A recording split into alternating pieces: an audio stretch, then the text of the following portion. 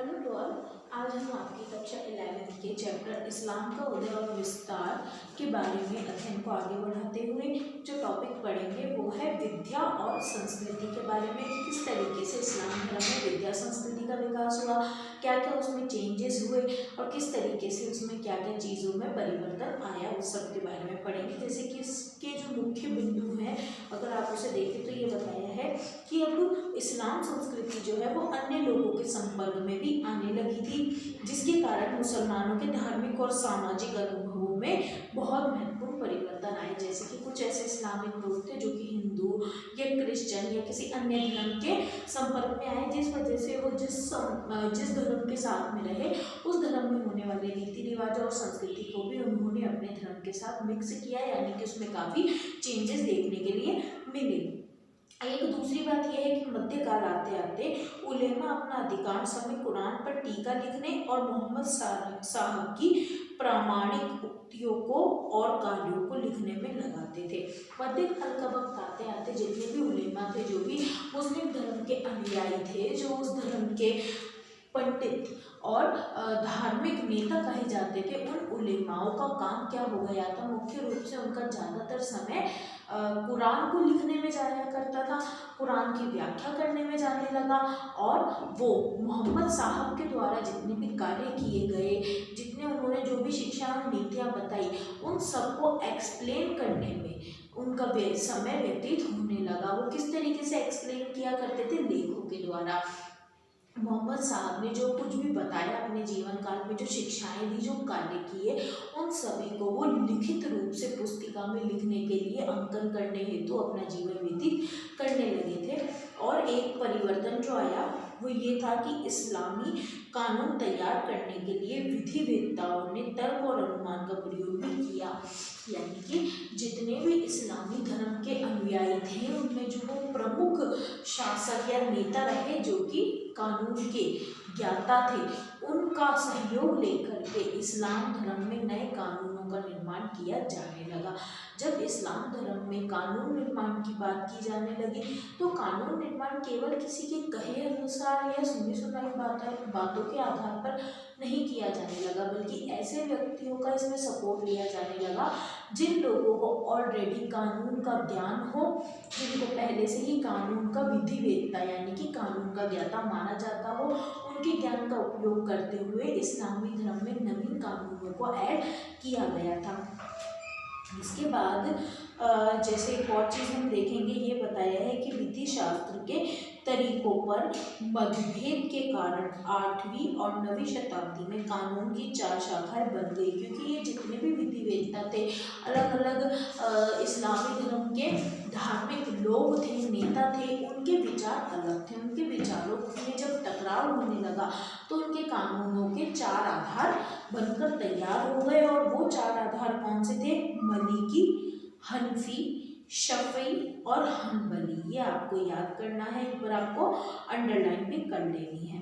इसके बाद अपन जो बात करेंगे वो है कुरान शरीफ के बारे में कि कुरान है क्या और किस तरीके से किन बातों का संकलन उसमें किया गया है। शरिया ने सुन्नी समाज के भीतर सभी संभव कानूनी मुद्दों के बारे में मार्गदर्शन प्रदान किया था। यानी शरिया ने क्या बताया कि जितने भी सुन्नी समाज के लोग हैं उन सभी के भीतर सभी तरीके के कानूनी मुद्दों के बारे में उन्हें मार्गदर्शन प्राप्त हो जाए, इसलिए शरिया में उन सारी बातों का संकलन किया गया था जो कि कानूनी थी, जो कि कानून बन सकती थी या फिर सुन्नी मुसलमानों को मार्गदर्शित करने के लिए या उनका जीवन व्यतीत करने के लिए नियम कानूनों के बारे में बताती थी। उन सारे नियम कानूनों का संकलन शरिया में था। अगली चीज़ ये है कि मुस्लिम परंपरा के आधार पर कुरान उन संदेशों का समूह है जो ईश्वर ने पैगंबर मोहम्मद को सन 610 ईस्वी में से 632 ईस्वी के मध्य पहले मक्का में और बाद में मदीना में दिए थे। इधर आप अंडरलाइन करोगे कि वाकई में कुरान का आधार है क्या या कुरान क्या है। कुरान वो आदेश है, वो उक्तियां हैं जो कि मोहम्मद साहिब ने मदीना में रहते हुए लोगों को दी थी। समय बताया है 610 ईस्वी से 632 ईस्वी यानी 22 वर्षों के बीच में, जब तक वो मक्का में और बाद में मदीना में गए। इन 22 वर्षों के बीच में यानी मक्का और मदीना में रहते हुए उन्होंने जो जो संदेश आम जनता को दिए, उन संदेशों का संकलन, उनके आदेशों का संकलन और उनकी व्यवहारों का संकलन इसके अंतर्गत किया गया है कुरान के अंतर्गत। कुरान की भाषा क्या बताई है? अरबी भाषा है और ये मुस्लिमों का एक पवित्र ग्रंथ माना जाता है। ये इनका धार्मिक ग्रंथ है। इसी का अनुसरण करते हुए इसी के आधार पर ये अपना आगे जीवन भी व्यतीत करते हैं। अपने जीवन से संबंधित, अपने धर्म से संबंधित समस्त मान्यताएं, समस्त कानून इसके अंदर अवलित किए हुए होते हैं। इसमें कितने अध्याय बताए हैं? इसमें आपको बताया है 114 अध्याय होते हैं और उनकी लंबाई क्रमिक रूप से घटती जाती है, यानी जो स्टार्टिंग के अध्याय हैं वो ज़्यादा लंबे हैं और जैसे हम लास्ट के अध्यायों की ओर जाते जाएंगे उनका क्रम घटता जाएगा। इसके बाद हम बात करेंगे सूफी के बारे में या सूफीवाद के बारे में। मध्यकाल में धार्मिक विचारों वाले लोगों का एक समूह सूफी बन गया था। ये लोग तपश्चर्या और रहस्यवाद के माध्यम से ईश्वर अर्थात खुदा का अधिक गहरा और अधिक व्यक्तिगत ज्ञान प्राप्त करना चाहते थे। वो लोग जो कि धर्म में ज़्यादा रुचि रखते हुए उसके रहस्यों के बारे में जानना चाहते थे, यानी कि जैसे सब कहते हैं कि ईश्वर है, भगवान है और किसी ने देखा नहीं या किसी ने देखा भी या उनकी ये कथाएं हैं, वो सब बातें एक रहस्य हैं। तो उन इसी प्रकार की जो बातें थी, जो रहस्य थी, उन रहस्यों को खोजने के लिए कुछ धार्मिक लोगों ने मिलकर के जो संप्रदाय बनाया वो सूफीवाद या सूफी मत के नाम से जाना गया।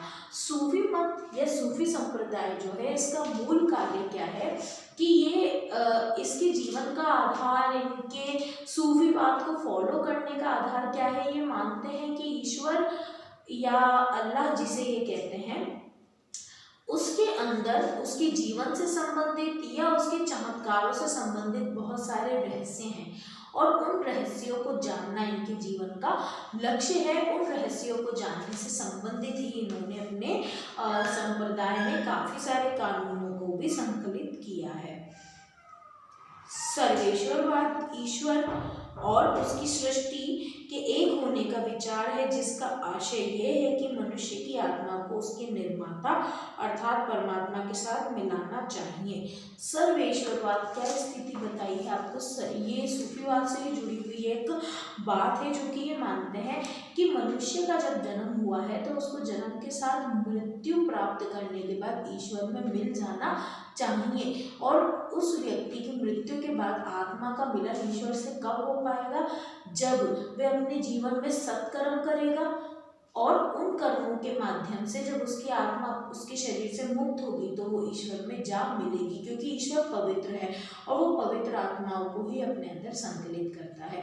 तो सूफीवाद ने मुख्य रूप से वो सिद्धांत, वो क्रियाएं बताई हैं जो कि पवित्र हैं, जिनको फॉलो करते हुए मानव मुक्ति प्राप्त करके ईश्वर में संकलित हो सकता है।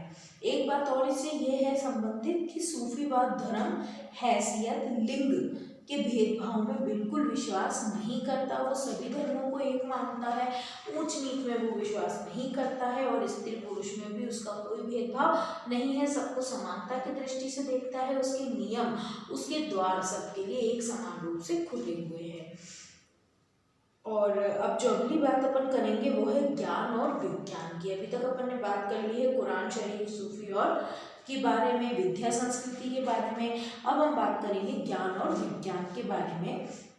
इस्लामी दार्शनिकों और वैज्ञानिकों ने यूनानी दर्शन और विज्ञान के प्रभाव से ईश्वर और विश्व की एक वैकल्पिक कल्पना विकसित की थी। इस्लाम धर्म के जितने भी दार्शनिक थे जो कि ईश्वर की सृष्टि को समझना चाहते थे और उस सृष्टि को समझते हुए लोगों तक उन रहस्यों को पहुंचाना चाहते थे, उन दार्शनिकों ने, उन वैज्ञानिकों ने यूनानी दर्शन और विज्ञान के प्रभाव में आकर के, यूनान में जो दर्शन चल रहा था उससे भी वो प्रभावित हुए और यूनान के वैज्ञानिक परिवर्तनों और सिद्धांत से भी वो लोग प्रभावित हुए। इन सब प्रभावों के फलस्वरूप उन्होंने ईश्वर और विश्व की एक कल्पना की। उन्होंने माना कि ईश्वर इस प्रकार का होगा और विश्व इस प्रकार से ईश्वर से संबंधित है, ऐसा कल्पनामयी उन्होंने चित्र अपने कल्पना में एक रचित किया।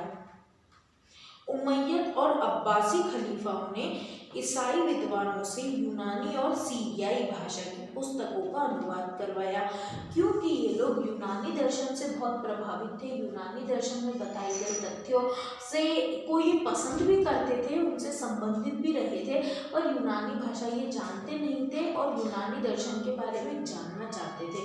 तो इस हेतु इन्होंने क्या किया कि यूनान के रहने वाले जितने भी शासक या धार्मिक गुरु रहे उनसे रिक्वेस्ट की, उनसे प्रार्थना की कि वो लोग यूनानी दर्शन में जितने भी साहित्य लिखे गए हैं उसका अनुवाद करें, ताकि इन लोगों को भी उस दर्शन के बारे में जानकारी मिल पाए। इस प्रकार की रुचि ज़्यादातर उमैयद और अब्बासी वंश के खलीफाओं की ही रही थी।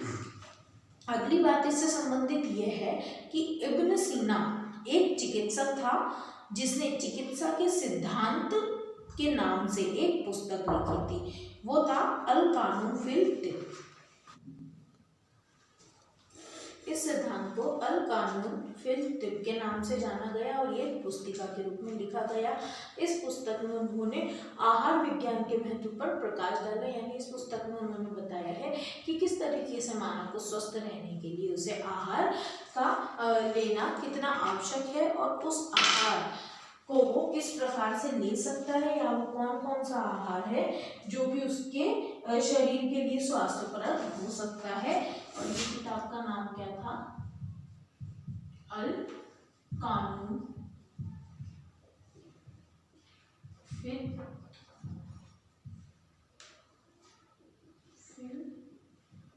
तिब। ठीक है, ये इस ग्रंथ का नाम था। इसके बाद मध्यकालीन इस्लामी समाज में उनकी भाषा सृजनात्मक कल्पना को किसी व्यक्ति के सबसे अधिक प्रशंसनीय गुणों में सम्मिलित किया जाता था। यानी कि मध्यकाल में इस्लामी समाज में जिस भाषा का उपयोग किया जाता था वो उनके लिए सबसे ज़्यादा तहजीब और अदब की बात मानी जाती थी। ऐसा माना जाता था कि हर एक मुस्लिम समाज के व्यक्ति की जो भाषा है वो अपने आप में एक मधुर वाणी के रूप में गूंजनी चाहिए और वही उनके व्यक्तित्व का परिचय है।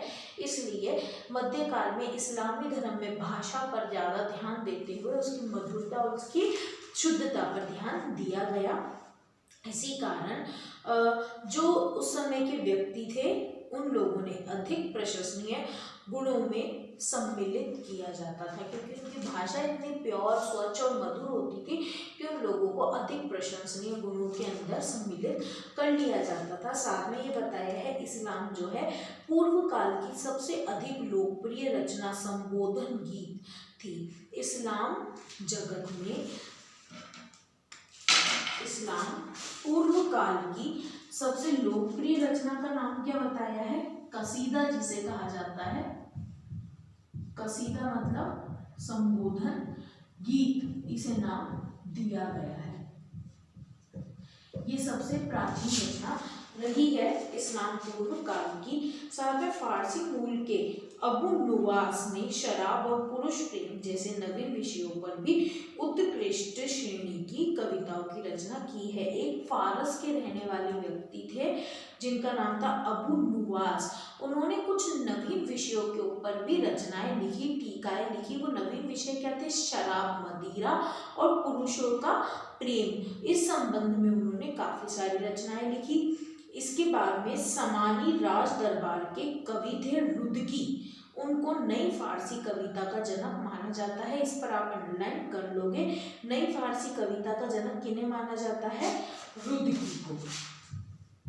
इनका नाम आपको पता होना चाहिए। नवीन टाइप की जो कविताएं, नवीन प्रकार की जो कविताएं इस्लाम धर्म में लिखी जाने लगी थी उनका जनक रुदकी को माना जाता है। इनकी जो कविताएं थी उनमें गीत वाक्य यानी गजल का समावेश होने लगा और चतुष्पदी यानी रुबाई जैसे नए रूप आ गए, जो कि आजकल गजलों का उपयोग किया जाता है। उसके जनक यही रुदकी माने जाते हैं। इसके बाद में जो टॉपिक अपन पढ़ेंगे वो है गजनी फारसी साहित्य जीवन का केंद्र। 11वीं शताब्दी के प्रारंभ में गजनी फारसी साहित्यिक जीवन का केंद्र बन गया था। जो गजनी साहित्य है वो, और साथ में आपको बताया है गजनी का जो फारसी साहित्य है, ये समस्त इस्लामिक जगत के जीवन का प्रमुख केंद्र बन गया था। परंतु वो कौन सा जीवन? साहित्यिक जीवन से संबंधित जो उनकी लाइफ थी उसका प्रमुख केंद्र गजनी बन गया था, क्योंकि वहीं पर सबसे ज़्यादा साहित्यों की रचना की गई। गजनी के महमूद ने अपने चारों और कवियों का एक समूह एकत्र कर रखा था। गजनी का जो महमूद था यानी गजनी का जो शासक था, उसे कविताओं गजलों का बहुत ज़्यादा शौक था, साहित्य का बहुत ज़्यादा शौक था, इसलिए उसने अपने चारों ओर कवियों को इकट्ठा कर रखा था। गजनी के महमूद जो थे, मतलब जो गजनी का राजा था, उसके दरबार में सबसे अधिक प्रसिद्ध जो कवि था, इधर आप अंडरलाइन करोगे, उसका नाम था फिरदौसी, जिसने शाहनामा नाम की एक पुस्तक लिखी थी। ये इस्लाम साहित्य की, इस्लाम जगत की सबसे महत्वपूर्ण और श्रेष्ठ पुस्तक मानी जाती है, ये आपको पता होना चाहिए। क्या नाम था? फिरदौसी, जिन्होंने कौन सी पुस्तक लिखी है? कौन सी पुस्तक लिखी है इन्होंने? शाहनामा नाम की, ये इस्लामी जगत की सबसे श्रेष्ठ पुस्तकों में से ये मानी जाती है। इसके बाद में अपन बात करेंगे इतिहास लेखन की परंपरा के बारे में, कि इस्लामी जगत में इतिहास लेखन की परंपरा की शुरुआत किस प्रकार हुई है। ऐसा माना जाता है कि 9वीं शताब्दी में पढ़े लिखे मुस्लिम समाजों में इतिहास लिखने की परंपरा भली भांति स्थापित थी। यानी कि 9वीं शताब्दी में जो इस्लामी जगत में पढ़ लिख चुके थे लोग, जो पढ़ना लिखना जानते थे, वो अपने ही जीवन, अपने पूर्वज, अपने परिवार से संबंधित ऐतिहासिक तथ्यों को लिखने लगे थे। यानी यहाँ से ऐतिहासिक परंपरा चालू हो गई थी। उसके बाद में इतिहास की पुस्तकें विद्यार्थी और विद्वानों द्वारा पढ़ी जाती थी। जो इतिहास लिखा जाता था वो विद्यार्थी और विद्वान पढ़ने लग गए थे।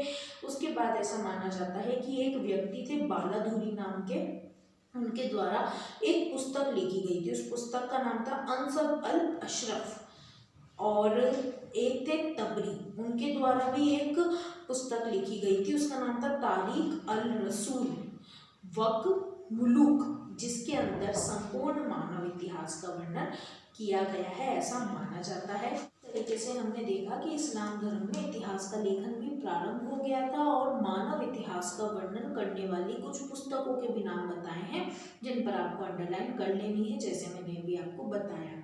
इसके बाद अपन बात करते हैं कला के बारे में। जो इस्लाम धर्म है उसने स्पेन से मध्य एशिया तक विस्तारित मस्जिदों, इबादत गाहों, मकबरों का बुनियादी नमूना एक समान था। यानी कि स्पेन से मध्य एशिया तक जितने भी इस्लामी जगत के लोग रहा करते थे, उनके द्वारा जितनी मस्जिदें, इबादत खाने, मकबरे बनाए गए, वो लगभग दिखने में एक समान के थे। यानी कि उनका इंफ्रास्ट्रक्चर, उनका जो आर्किटेक्चर था वो बिल्कुल सेम था। उसके बाद में आपको बताया है मेहराबों के बारे में, गुंबदों के बारे में, मीनार के बारे में और खुले सहन के बारे में। यानी जो इबादत गाहों के ऊपर, जो दरगाहों के ऊपर मेहराबें बनाई जाती थी, गुंबदें बनाए जाते थे, ये उनकी विशेषता रही है उनकी इमारतों की। एक दूसरा जो मुख्य पॉइंट है इससे संबंधित, कि इस्लामी धार्मिक कला में प्राणियों के चित्रण पर प्रतिबंध होने के कारण उनके दो रूप विकसित हुए। एक यहाँ मैं आपको बात बता दूं कि इस्लामी जगत में, मुस्लिम धर्म के अंदर पशु पक्षियों के या किसी प्रकार की जो चित्रकारी है उस पर थोड़ी रोक थी। पशु पक्षियों, जानवरों के चित्र नहीं बनाए जाते थे, इसे अच्छा नहीं माना जाता था। इसलिए जो प्राणी है धार्मिक कला में, कितने भी प्रकार के जो भी प्राणी हैं, आप ये मान लो जानवर मान लो या इंसान मान लो, जो भी प्राणी जगत है उनको बिल्कुल भी चित्रों के रूप से नहीं बनाया जाता था। इस तरीके से दो प्रकार की उस समय पर कला जो विकसित हुई वो थी कि खुशनवीसी अर्थात सुंदर लिखने की कला, और दूसरा अरबेस्क, ज्यामितीय या वनस्पतीय डिजाइन। कैसे डिजाइन बनाए जाते थे? या तो पेड़ पौधों के बनाए जाते थे, या फिर सुंदर लिखने की कला, जो लेखन है, लिखने के अक्षरों को ही ड्राइंग के रूप में बनाया जाता था, क्योंकि बाकी किसी प्रकार की चित्रकारी उनके धर्म में अच्छी नहीं मानी जाती थी। इसलिए आपको पता होना चाहिए, अंडरलाइन कर लेना। खुशनवीसी से क्या मतलब है? लिखने की सुंदर कला, और अरबेक्स से क्या मतलब है, ज्यामितीय या वनस्पतियों की डिजाइन। या तो वनस्पतियों की डिजाइन बनाई जाती थी, या मतलब पेड़ पौधों की, या फिर ज्यामितीय। ज्यामिति किसे कहते हैं, जैसे कि कुछ रेखाओं के माध्यम से इस प्रकार से कुछ जो भी चित्रण उन लोगों ने किए वो ज्यामितीय अंकन या चित्रण कहलाते थे। अब अपन टॉपिक पढ़ेंगे लास्ट जो है इस चैप्टर से संबंधित धर्म, समुदाय और राजनीति के बारे में। 12वीं ईस्वी की समाप्ति तक इस्लाम का प्रभाव राज्य और सरकार पर न्यूनतम हो गया। 12वीं शताब्दी से पहले इस्लाम धर्म का जो प्रभाव था काफी हद तक सरकार और राज्यों पर बहुत ज्यादा था, क्योंकि इस जगत में बहुत ज्यादा शक्ति थी उस वक्त पर 12वीं शताब्दी 12वीं ईस्वी के आते तक इस्लाम धर्म का जो प्रभाव और जो बल था राजनीति पर, राज्यों पर, सरकार पर, वो ढीला पड़ने लगा था।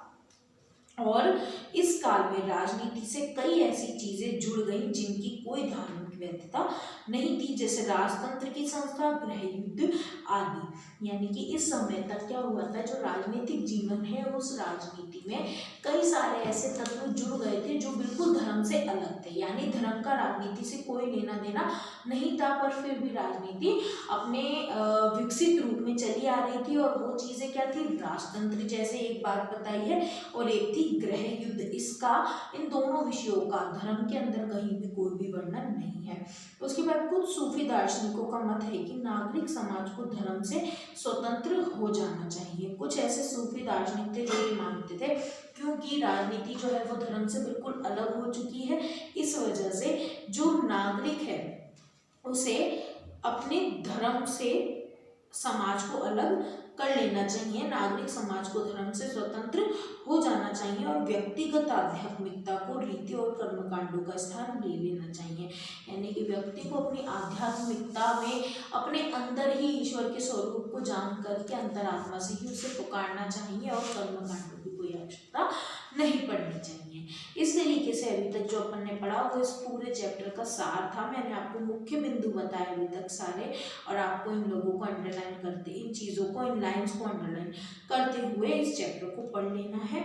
अब मैं इस चैप्टर से संबंधित कुछ मुख्य प्रश्न बन रहे हैं जो टॉपिक अपन ने भी पढ़े हैं उससे संबंधित और पूरे चैप्टर से संबंधित, वो मैं आपको लिखवा रही हूँ। ये आपको नोट कर लेना है, आपकी गृह कार्य की कॉपी में कंप्लीट कर लेना है। जैसा कि आपको पता ही है कि सारे जो अभी होमवर्क का काम है वो बहुत ज़्यादा इम्पोर्टेंट है, उसके अकॉर्डिंग आपके मार्क्स भी फिक्स किए जाएंगे, तो आपको वो चीज़ कंप्लीट करनी है, आपका होमवर्क कंप्लीट करते चलना है। ठीक है, तो मैं आपको कुछ क्वेश्चंस दे रही हूँ जो आपको आपके होमवर्क में कंप्लीट कर लेने हैं। अपनी होमवर्क कॉपी को टाइम टू टाइम आपको कंप्लीट ही रखना है।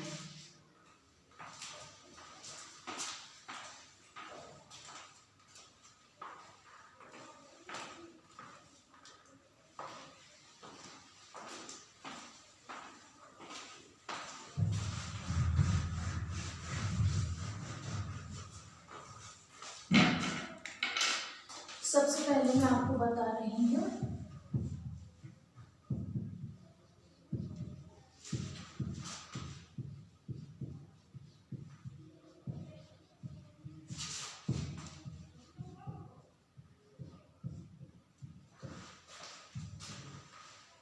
अति लघुतरात्मक प्रश्न।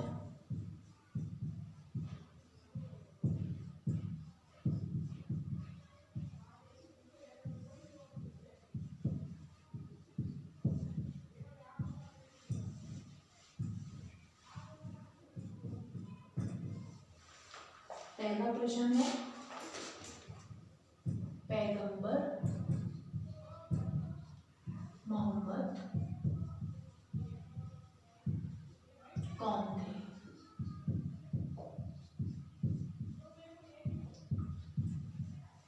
प्रश्न नंबर 2 है,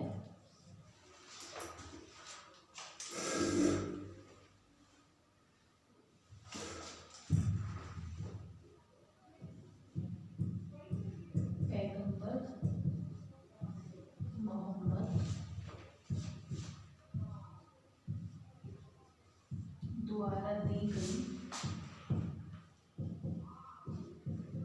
किन्हीं दो शिक्षाओं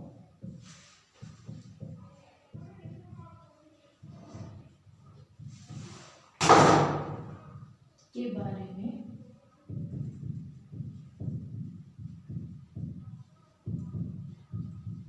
बताइए। प्रश्न नंबर 3 है,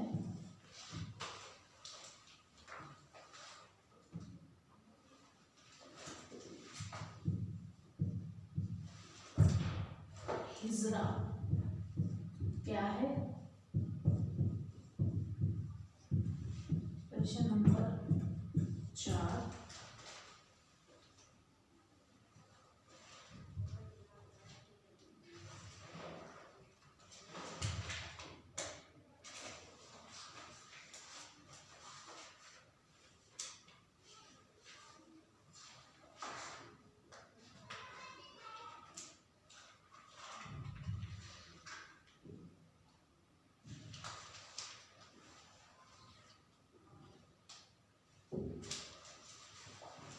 चतुष्पदी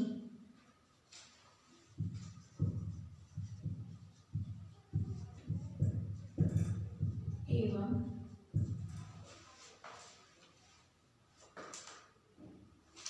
गजल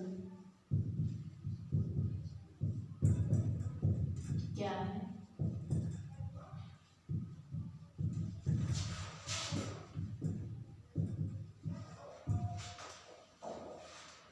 अगला प्रश्न है, अरबेस्क एवं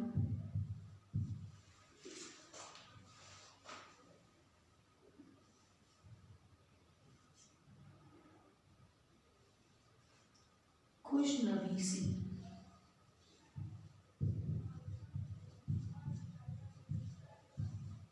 के बारे में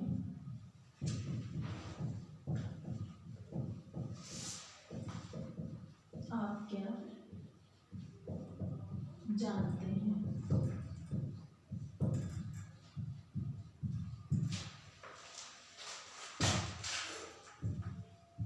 अब है उत्तरात्मक प्रश्न।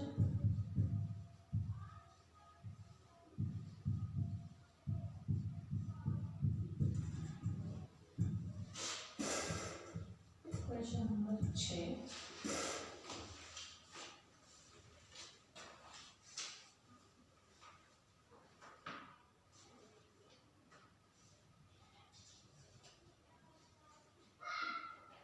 फिरदौसी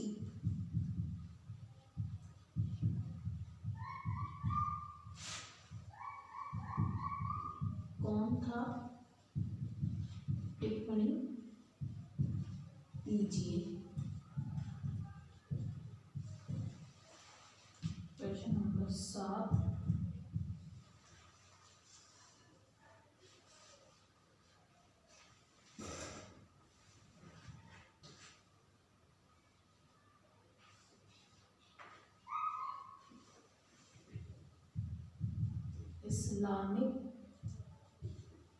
इस्लामी कला के बारे में बताइए।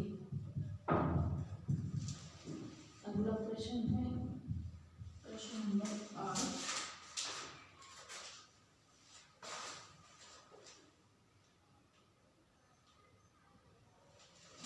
इस्लामी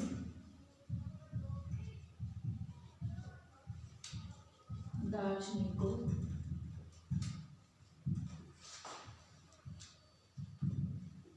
पर किसका प्रभाव था, वे क्यों?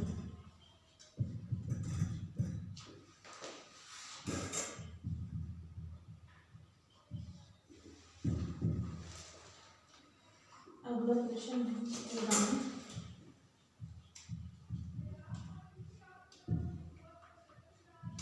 पर टिप्पणी दीजिए। और निबंधात्मक प्रश्न,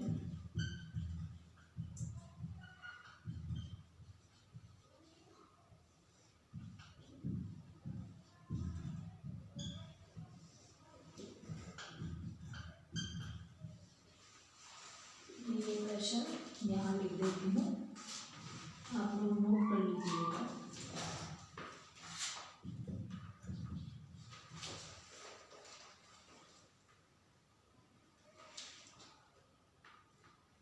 इस्लामी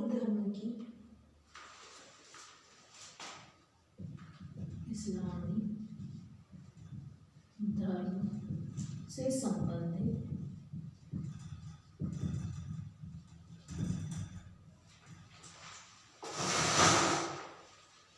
विद्या,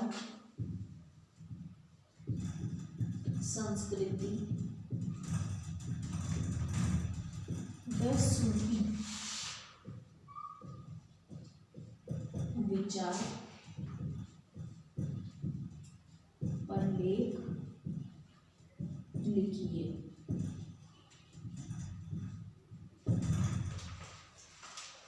ये आपके क्वेश्चन तैयार है, इनको आपको कंप्लीट कर लेना है। इसके साथ में आपको होमवर्क में आपकी पाठ्य पुस्तक के पीछे के जितने भी प्रश्न दिए गए हैं, पाठ्य पुस्तिका प्रश्न, वो भी होमवर्क में कंप्लीट करते हैं। इसके साथ में आपको होमवर्क में पाठ्य पुस्तिका